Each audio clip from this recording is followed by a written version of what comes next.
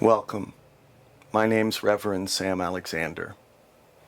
It's been a little more than a year since I exited the creative conversation that takes place between a preacher and a congregation, week after week, as we explore the scriptures together. I miss it. Sometimes I feel like I was born to it, so it doesn't feel right not to be preaching. Some of the people that used to listen to me preach have suggested that I could give a try at preaching online. So I'm doing that in the hopes that I can engage in some kind of conversation with some of you. I've decided to preach through the letter of Paul to the Ephesians. Now, of course, scholars debate over whether or not Paul wrote the letter and whether or not it was sent to the people in Ephesus. But these things don't concern me terribly, because the letter is about God's creative work in creation. The letter is about what God is doing. It's about your life and my life, what gives it value and meaning as we express the creative love of God in the world. That's what's valuable in this letter. So I want to talk about what God does, because I feel like that's lacking in the pulpit. Even Pope Francis, who I think the world of, spoke little about what God was doing when he came to America last week. He spoke a lot about what we should be doing or not doing, but spoke very little about the power of God and the purpose of the creation that God has laid before us. So it's my hope that I'll be able to do that we can engage in that conversation. What I'm hoping is that I'll be able to make these sermons be about 7 minutes long. Now, I'm used to preaching for 20 minutes, so it may take me a while to reset my internal clock, but I will work at it.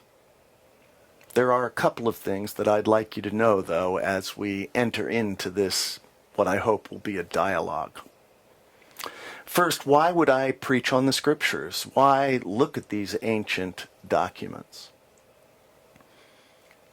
I assume that the scriptures are the product of thousands of years of reflection on historical events, the feelings and the interpretations that the Hebrew people had of those events over time. They've been edited, worked over, copied, shifted, and changed. Each time that happens, there's a shift in people's hearts. They try and grasp what it is that God is doing as each event takes place. They've taken somewhat static form, but the reality is that every week, all over the world, people preach on the scriptures and continue the very same conversation that formed them. I've said a lot more about how I think that works in a video that I have posted online. There's a link to it in this post if you'd like to take a closer look. But for me, the scriptures are alive. They're alive because they were formed by a conversation, and that conversation continues today. Now, of course, over time, the worldviews of the people writing the scriptures began to shift and change, and so the way they talked about the nature of God and the nature of our lives shifted and changed. And of course, that's never been more so now that the modern world, the materialistic view of the universe, has entered into the conversation. You can assume that I am not going to be affirming the worldview of the people that wrote the scriptures. It just wouldn't make any sense.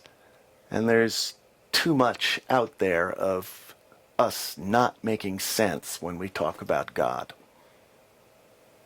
But I take very seriously the spiritual experiences and insight of the authors of Scripture. I take very seriously what they were pointing out and trying to describe as they used these words in the only way they knew how, through their own worldview. That's what we'll be exploring as we talk about what God does.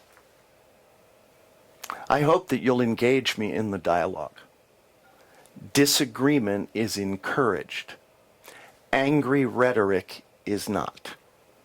If I'm making you angry, ticking you off, really, don't bother to watch or listen. That's not why I'm preaching to begin with. There's really not enough time. You can move on to something else. No, I'm preaching to people to help them find the hope that I think is in the message of these scriptures, to find the hope of a life lived as each one of us expresses the creative love of God in the world in the special and unique way that we've been called to do. So I hope you'll join me on the journey each Monday morning. Until then.